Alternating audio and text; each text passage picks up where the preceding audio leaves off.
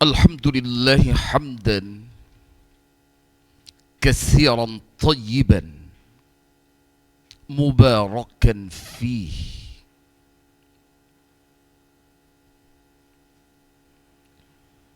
كما يحب ربنا ويرضى.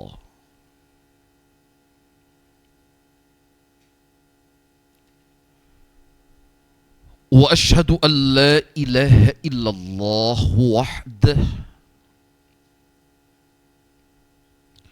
لا شريك له، وأشهد أن محمدا عبده ورسوله.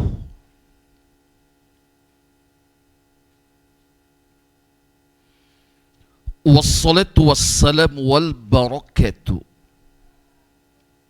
على من لا نبي بعده،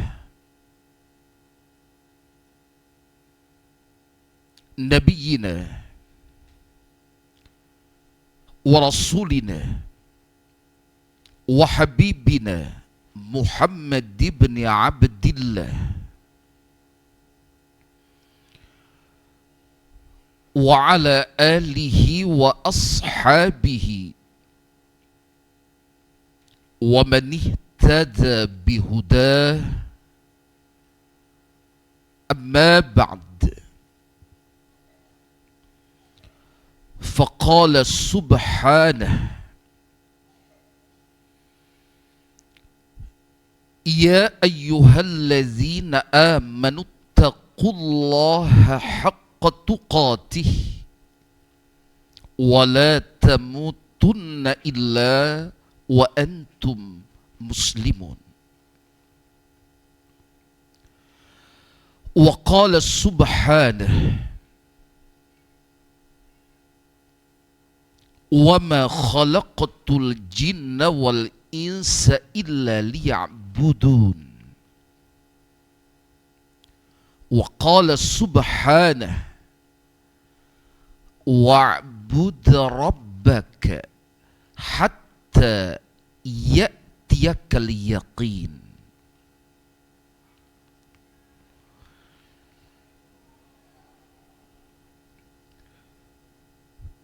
Keluarga sabarataan, jamaah sekalian,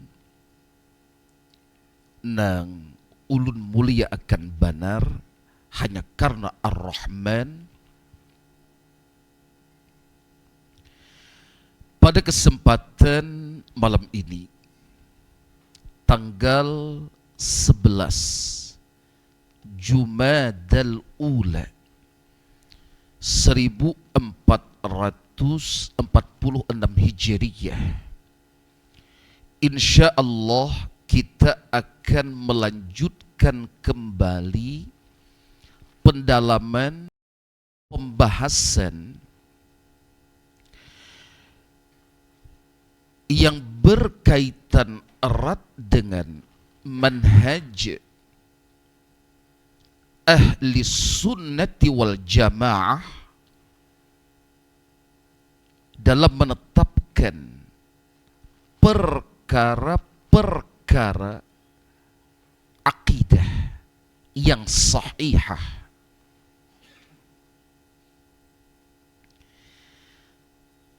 Pada pertemuan sebelumnya, kita baru mempelajari sebahagian dari prinsip yang pertama untuk kaidah yang pertama.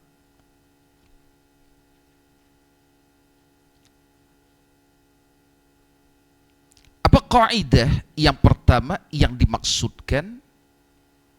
Jawabannya, al-akhdhu bizahiril kitabi was sunnati fi kulli qadiyatin min qadaya al-aqidati.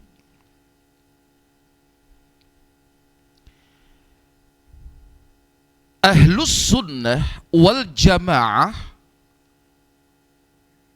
mengambil bermakna berpegang teguh terhadap zahir Alkitab dan As-Sunnah dalam segenap ketetapan yang berkaitan dengan al-aqidah al-islamiyah.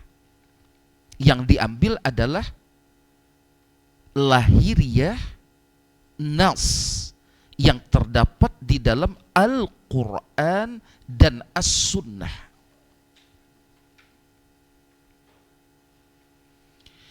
Ini al-qa'idatu al-ula.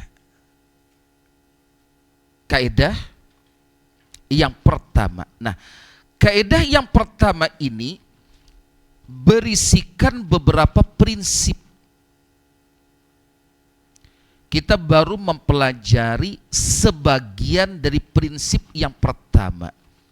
Al-amru al-awwalu, yaitu taqdimun naqli alal aqli. Lebih mengutamakan dalil-dalil syar'iyah yang bersumber dari Alkitab dan As-Sunnah daripada dalil-dalil aqliyah. Yang dimaksud dalil-dalil aqliyah di sini produk siapa? Para ahli kalam. Wattakhadhuha dinan, dan mereka menjadikan al-adillah al-aqliyah ini sebagai agama bagi mereka. Hingga mereka pun dengan begitu mudahnya menghina dinakan al-adillah asy-syar'iyyah.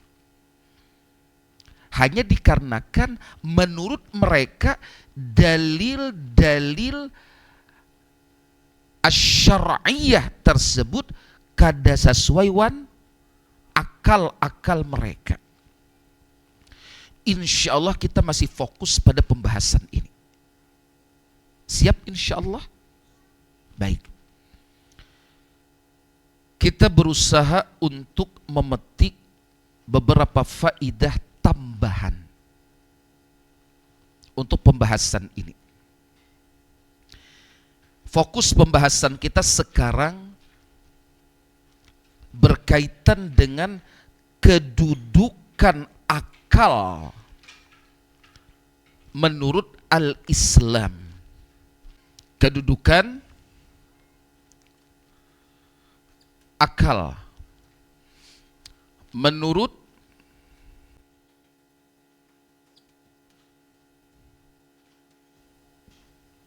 al-Islam.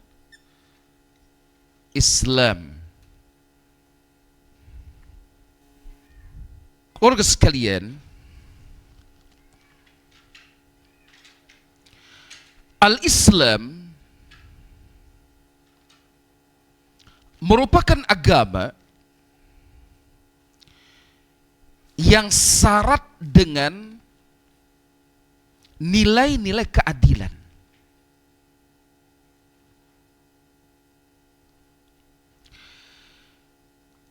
Terlebih khusus berkenaan dengan bagaimana al-Islam memposisikan akal. Maka al-Islam pun memposisikan akal dengan asas keadilan.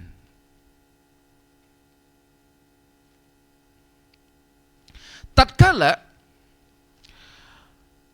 mereka yang menyelisihi bahkan menentang prinsip al-Imam Asy-Syafi'i dan para ulama Ahlus Sunnah wal Jamaah dalam memuliakan al-adillah asy-syar'iyyah, dalil-dalil syar'iyyah yang bersumber dari Alkitab dan As-Sunnah. Siapa yang menyelisihi dan siapa yang menentang dalam pembahasan ini, mereka yang sangat-sangat menuhankan akal. Maka al-Islam lebih spesifik. Ajaran Ahlus Sunnah wal Jamaah senantiasa mengingatkan umat ini agar berlaku adil terhadap akal. Akal makhluk atau bukan? Jelas jawabannya, akal termasuk makhluk. Di antara makhluk ciptaan Allah. Sebagaimana lazimnya makhluk ciptaan Allah yang lain-lainnya, akal memiliki kelemahan. Pasti ada kelemahan. Kita memiliki batas. Akal ada batasnya. Jelas? Sudah dicatat, Mas Musafin?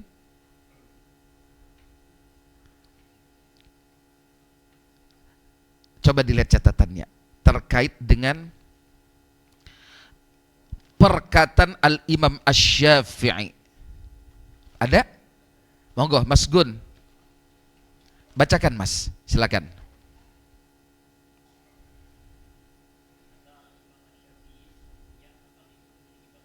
Iya.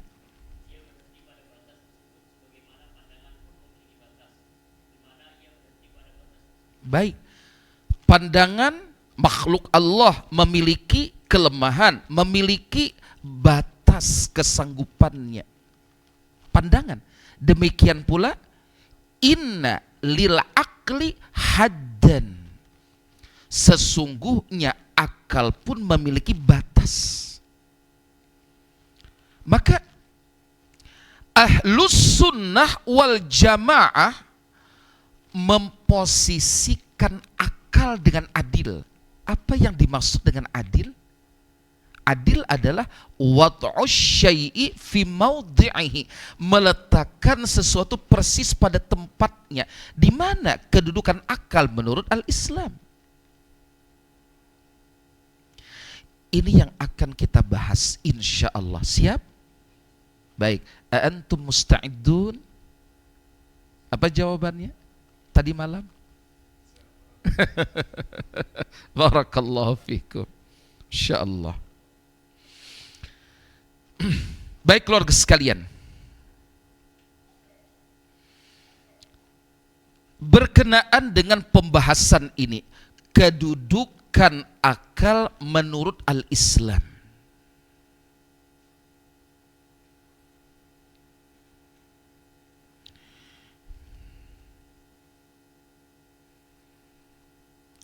Al-Islam sangat memuliakan akal. Sangat memuliakan akal. Bukan malah menghinakan akal.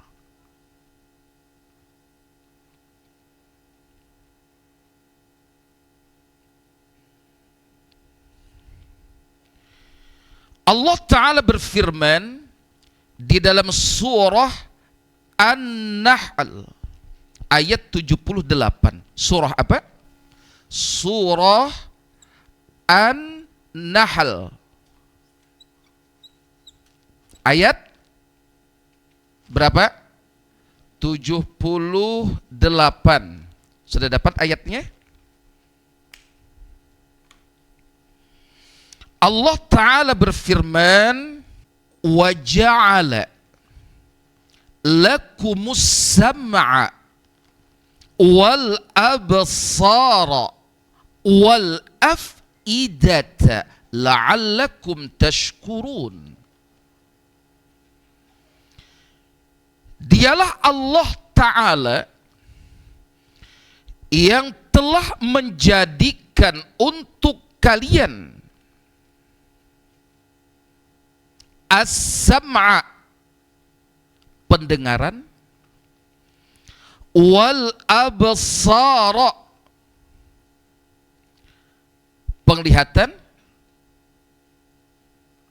penglihatan, bujur, wal afidata, dan hati.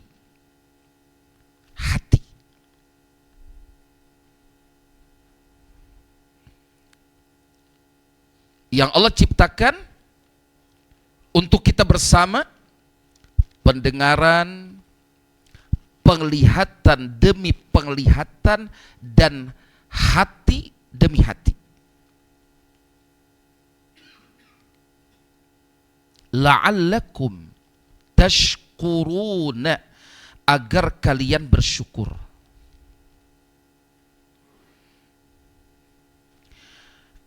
Al-Hafidh Ibnu Katsir Asy-Syafi'i menyatakan, Allah Azza wa Jalla memberikan kepada mereka telinga untuk mendengar, mata untuk melihat, dan hati yakni akal.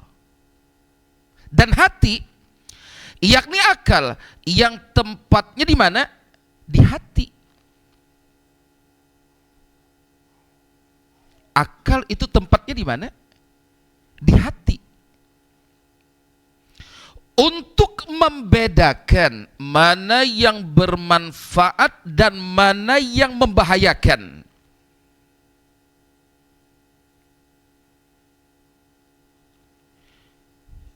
Akal termasuk nikmat yang begitu mulia dari Allah Ta'ala, zat yang maha mulia. Allah ingatkan kita atas berbagai kenikmatan yang telah diberikan oleh Allah Ta'ala kepada kita bersama ini. Telinga untuk mendengar. Dan tolong diingat, tidak setiap orang yang diberi telinga berlanjut diberi nikmat pendengaran. Kada sabarataan kala? Bujur? Banyak orang yang diberi nikmat mata, tapi ternyata nikmat mata kada berlanjut dengan nikmat penglihatan. Iyalah. Bersyukur benar kita. Nah, khususnya lagi diberi nikmat hati, yang di hati itulah terletak akal.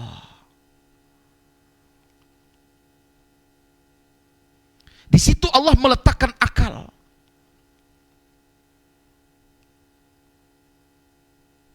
Maaf, kada sabaratan orang nang beisi hati akalnya sehat. Bujur kada? Ini Allah mengingatkan kita bahwasanya akal itu termasuk nikmat yang begitu mulia yang diberikan oleh Allah, zat yang maha mulia. Mulia akan akal nang ini.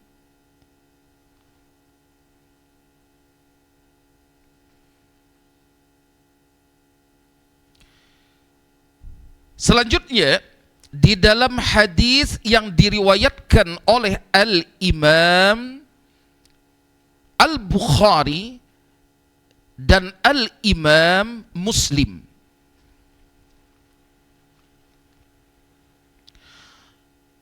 baginda yang paling mulia Muhammad sallallahu alaihi wasallam bersabda, khiyaruhum fil jahiliyati khiyaruhum fil islami idza faqihu.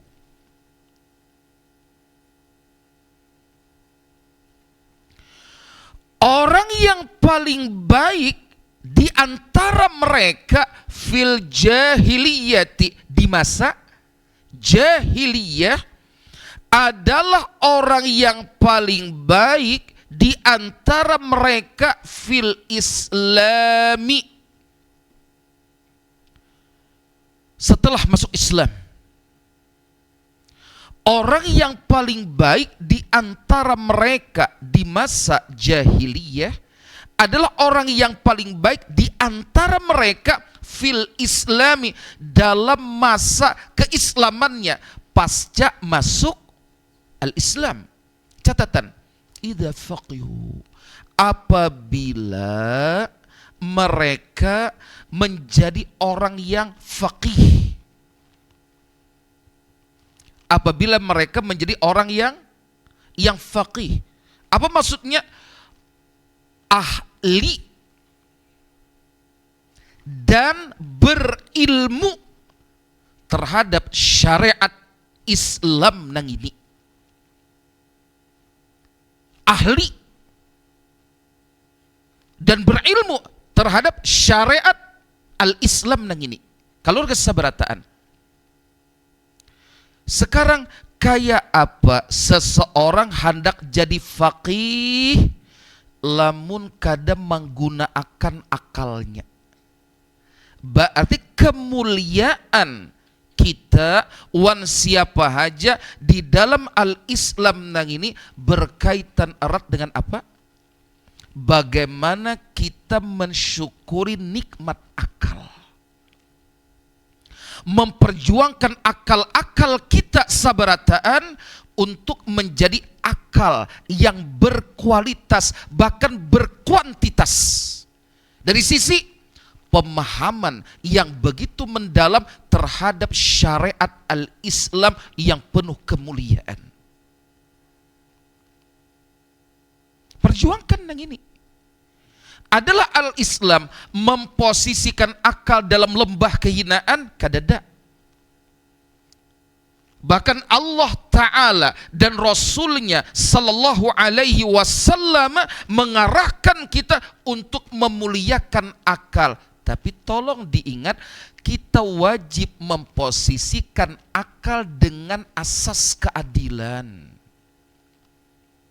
Jangan membebani akal untuk berbagai perkara yang itu di luar kapasitas akal. Sudah? Kita lanjutkan.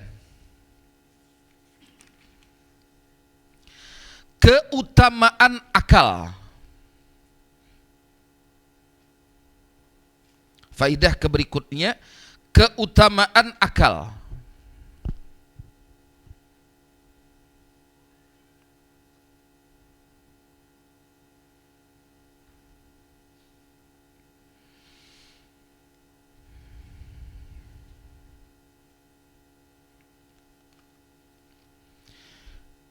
Keluarga sabarataan yang sangat ulun mulia akan rahiman ya Allah wa iyyakum jami'an. Karena saking besarnya kedudukan nikmat akal sebagai anugerah terindah dari Allah Rabbil Izzah wal Jalalah, maka al-Islam, agama Allah ini menggariskan banyak banar syariat dalam rangka untuk menjaga dan mengembangkan akal agar benar-benar menjadikan pemiliknya mulia di hadapan Allah Ta'ala.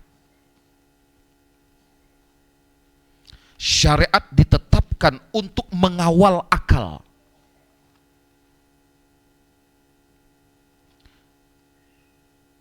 Baik, di antara buktinya, silakan dicatat. Yang pertama,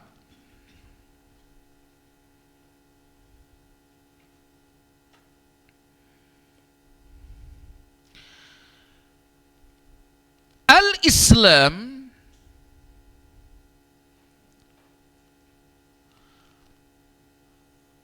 menetapkan dan memasukkan akal dalam 5 hal primer. Al-Islam menetapkan dan memasukkan akal dalam 5 hal primer yang wajib untuk dijaga.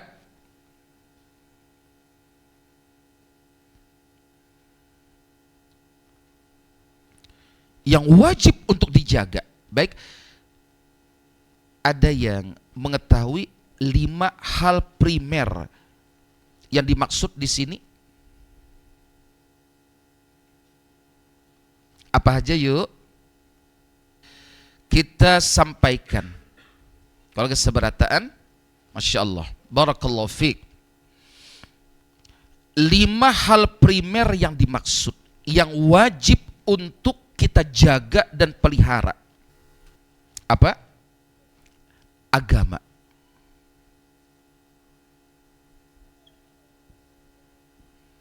Baik. Yang kedua. Apa yang kedua? Jiwa. Silakan dicatat.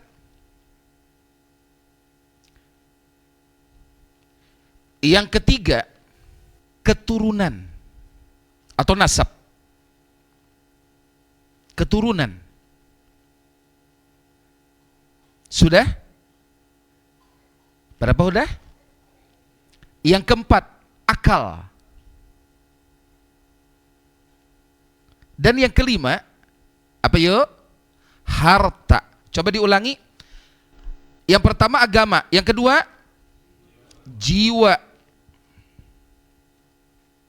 Baik, yang ketiga keturunan atau nasab. Dalam kurung nasab. Baik. Yang keempat akal. Yang kelima baru harta. Tolong diingat, kita ulangi. 5 hal primer yang begitu dijaga oleh syariah al-Islamiyah. 1, agama. 2, jiwa. 3, keturunan atau nasab. Yang keempat ini, akal. Dan yang kelima, harta. Masuk akal di situ. Sangat dijaga. Begitu dipelihara. Dan mendapatkan perhatian yang luar biasa oleh syariah al-Islamiyah.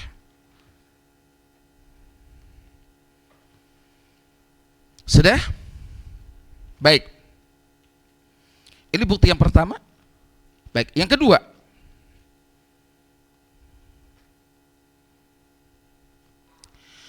Al-Islam mengharamkan perkara apapun. Al-Islam mengharamkan perkara apapun yang dapat merusak akal.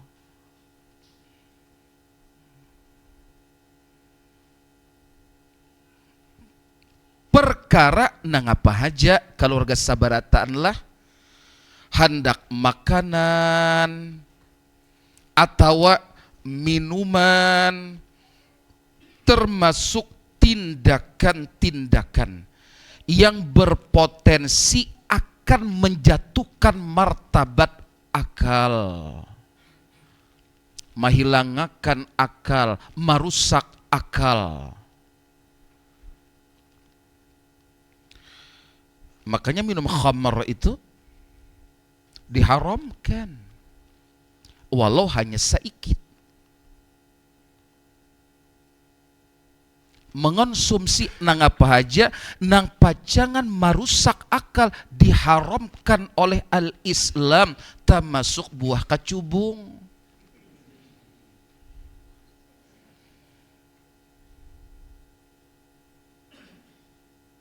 Itu bukti al-Islam memuliakan akal. Itu bukti akal memiliki keutamaan dalam al-Islam. Sudah? Bukti ketiga.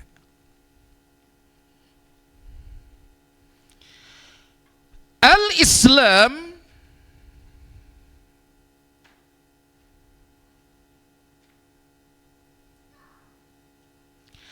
menjadikan keberadaan akal yang sehat. Al-Islam menjadikan keberadaan akal yang sehat sebagai syarat utama ditetapkannya beban syariat. Disebut apa? Taklif. Nah, pengarannya penetapan beban syariat, diwajibkan untuk taat dan tunduk terhadap syariat. Orangnya disebut mukallaf. Itu berasal dari kata kallafa yukallifu taklifan. Fahuwa mukallifun wa dzaka mukallafun, dan seterusnya. Berarti lamun seseorang akalnya kada sehat, ada kada kalau keseberatan beban syariat atasnya, ada atau kadada? Kadada. Dihargai akal di sini, dihargai. Isya sudah. Masya Allah. Walhamdulillahi rabbil alamin. Alhamdulillah. Wassalatu wassalamu ala habibina Muhammad ibn Abdillah wa ala alihi wa ashabihi wa man ihtada bihudah, amma ba'd.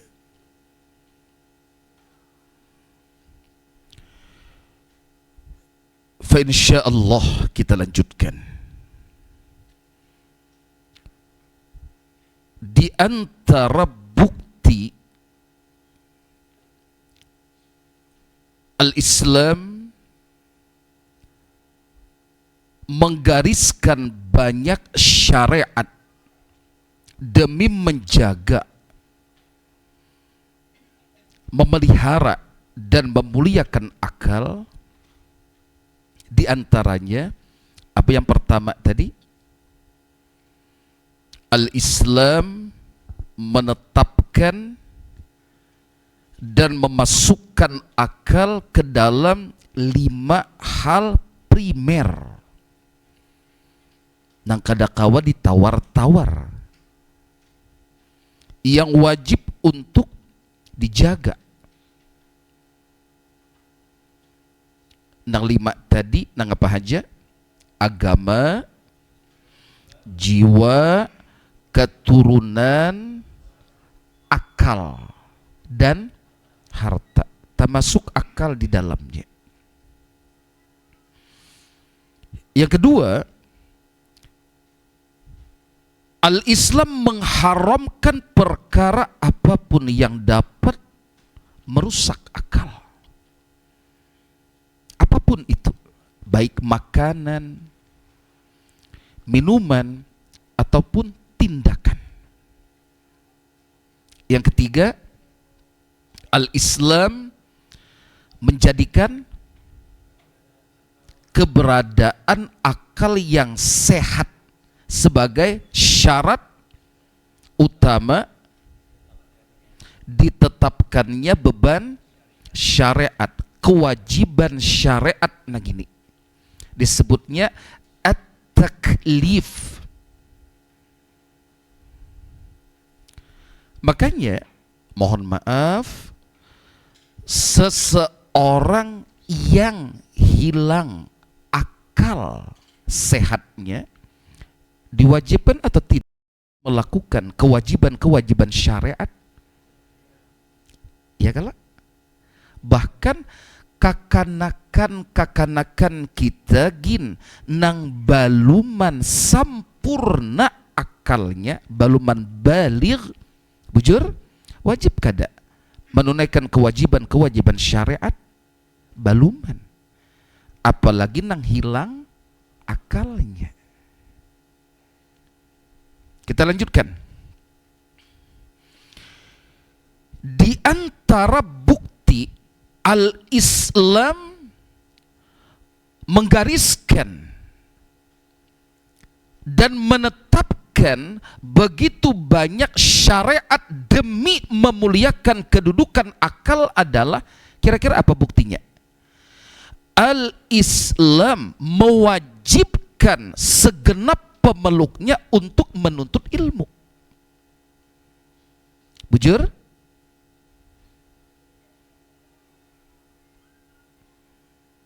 Al-Islam mewajibkan segenap pemeluknya untuk menunaikan kefarduan thalabul ilmi.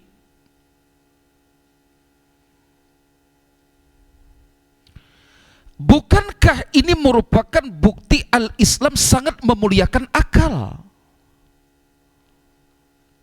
Dan tolong diingat, kefarduan dalam menuntut ilmu itu bertingkat-tingkat. Ada yang hukumnya fardu ain, dan ada yang hukumnya fardu kifayah, baru yang setelahnya dan setelahnya sesuai dengan kedudukannya di hadapan syariat ini. Gasan nangapa menuntut ilmu? Jawabannya diantaranya gasan memuliakan akal,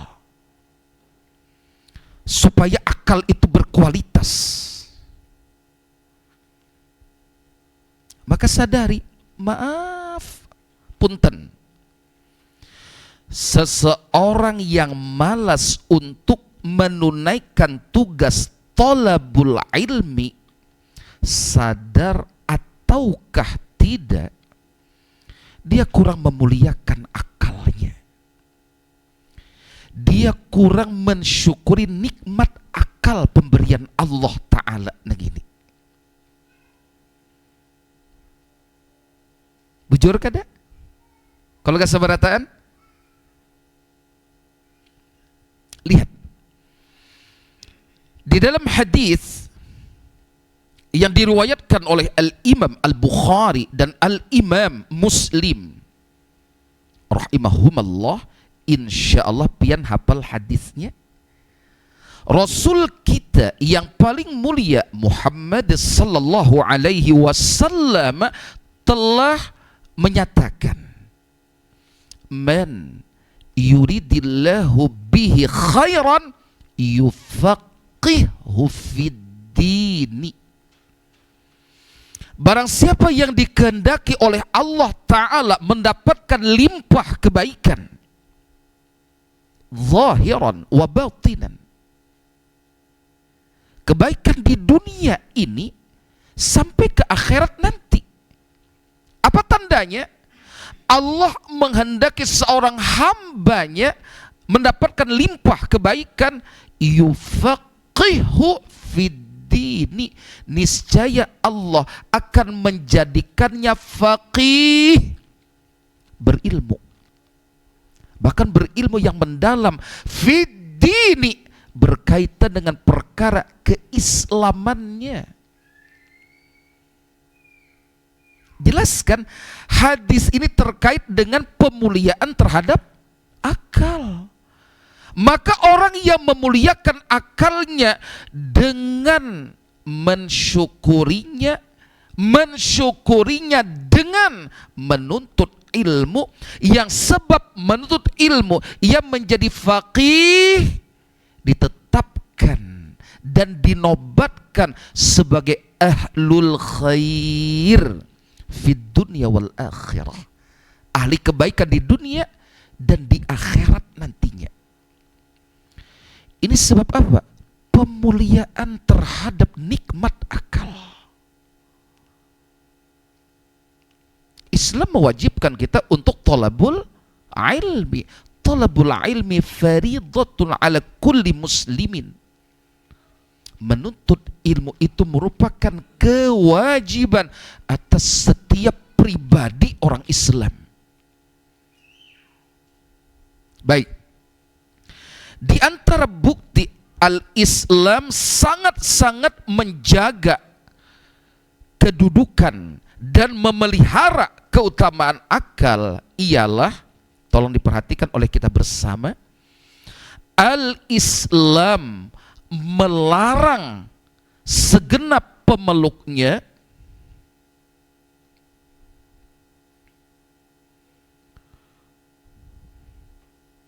untuk mempelajari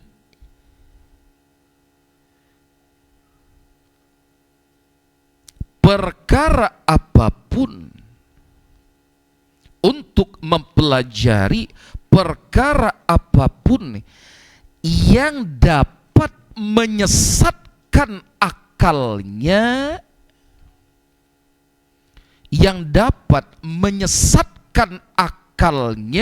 dari pemahaman yang benar.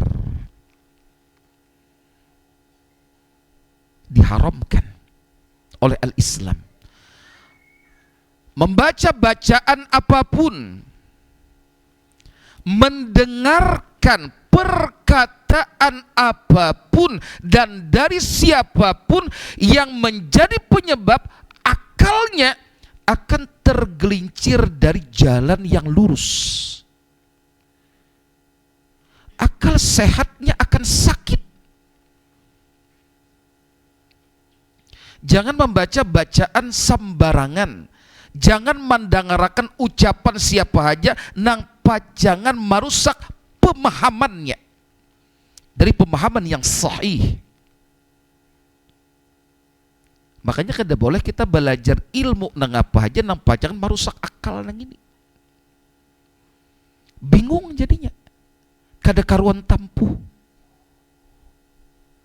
Saking rusaknya rapak ragus ranjah terus. Kenapa? Salah belajar, salah mendengar, salah membaca, salah duduk, salah batakun, hingga akhirnya akalnya tagulintis dari jalan nang lurus nang dirahmati oleh Allah Ta'ala. Makanya betapa Al-Imam Asy-Syafi'i sangat-sangat mengharamkan belajar ilmu nang apa?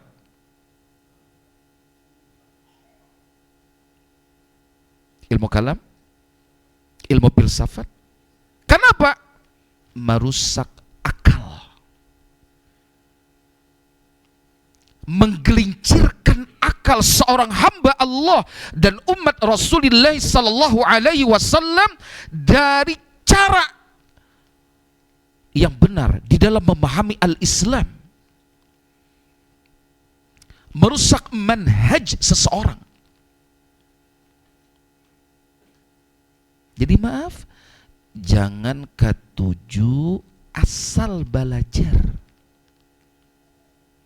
asal mendengar, asal membaca, kaluku banarai diri pacangan cilaka, wal'iyazubillah. Baik, sudah. Kemudian bukti yang keberikutnya,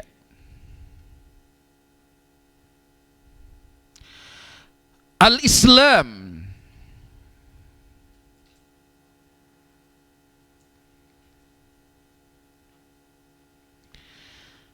seringkali memberikan motivasi. Al-Islam seringkali memberikan motivasi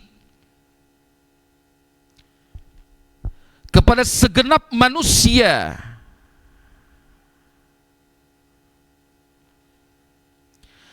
agar memanfaatkan akalnya,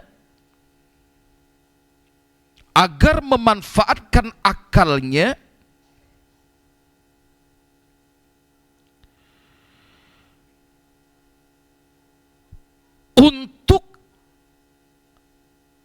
hal-hal yang berguna.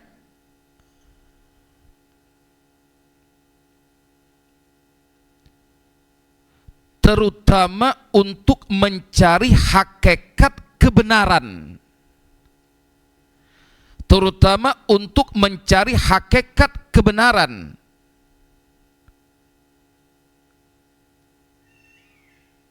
sesuai dengan kesanggupan akal tersebut. Sesuai dengan kesanggupan akal tersebut. Jadi bukan di luar kesanggupan akal, bukan melebihi kapasitas akal. Kita buktikan motivasi yang ditetapkan oleh Al-Quran. Misalnya, coba kalau gak sabarataan, Allah Ta'ala berfirman, tolong dilihat satu mat,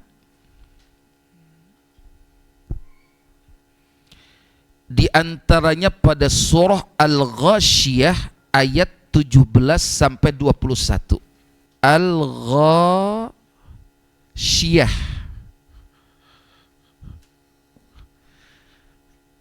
ayat 17 sampai 21.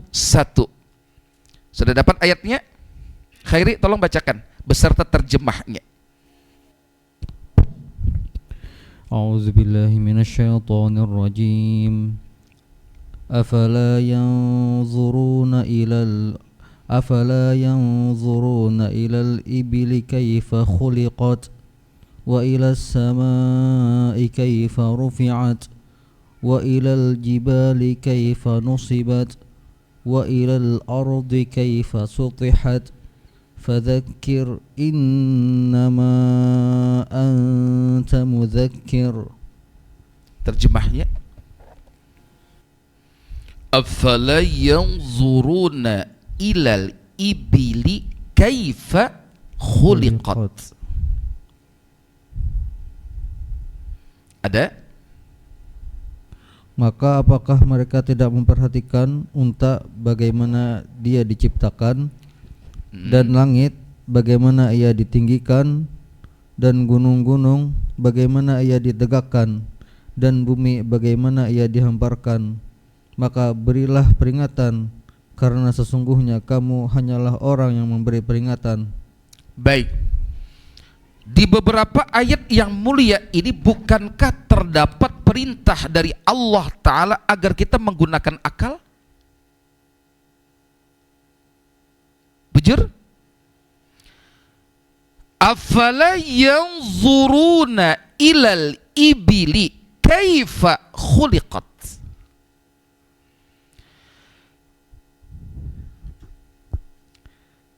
Tidakkah mereka memperhatikan ilal ibili, pada unta, kaifa khuliqat, bagaimana ia diciptakan? Siapa yang mendapatkan faidah untuk mentafakuri proses penciptaan unta? Siapa? Yang menggunakan akalnya. Bujur?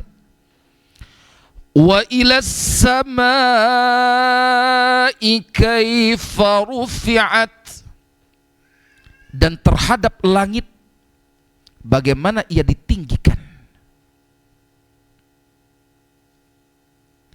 Wa ilal jibali kaifa nusibat, dan pada gunung demi gunung bagaimana ia ditegakkan. Wa ilal ardi, dan terhadap bumi kaifa sutihat, bagaimana ia dihamparkan. Memperhatikan proses penciptaan dan pengondisian beberapa makhluk yang disebabkan tadi membuahkan banyak faidah imaniyah, mengokohkan keimanan, menghunjamkan prinsip-prinsip ketauhidan, banyak faidah kehidupan. Siapa yang mendapatkan ini semua? Dengan rahmat Allah. Yang mendapatkannya hanyalah mereka yang memperhatikan segenap perkara tersebut dengan menggunakan akal sehatnya. Pergunakan akal sehat ini untuk mentafakuri ayat-ayat kauniyah yang kayak ini. Bujur? Maka lamun kita melihat langit dengan berbagai hiasannya, pergunakan akal sehat kita, tafakkuri. Lain kada? Lain rasa batin nang ini dibandingkan hanya melihat, maaf, ujar kita orang Banua, melihat wara. Dibandingkan dengan melihatnya disertai dengan tafakkur. Lain. Melihat gunung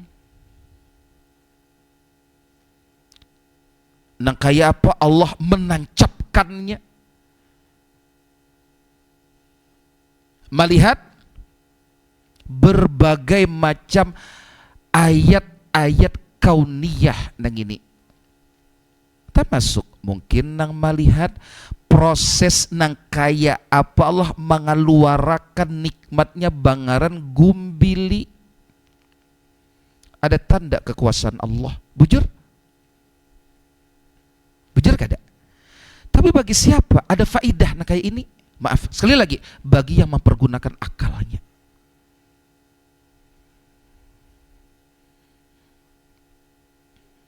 Dan masih banyak lagi ayat nang lainnya.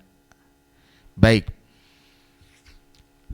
insya Allah beberapa faedah tambahan akan kita lanjutkan pembahasannya pada kesempatan yang akan datang, insya Allah. Baik keluarga sekalian, untuk materi pada kesempatan malam ini insya Allah sampai di sini. Akan kita lanjutkan beberapa faidah keberikutnya pada pertemuan yang akan datang. Baik, kurang lebihnya demikian. Mohon maaf jika ada salah dan khilaf. Subhanakallahumma wa bihamdika asyhadu an la ilaha illa anta astaghfiruka wa atubu ilaik. Wassalamualaikum warahmatullahi wabarakatuh.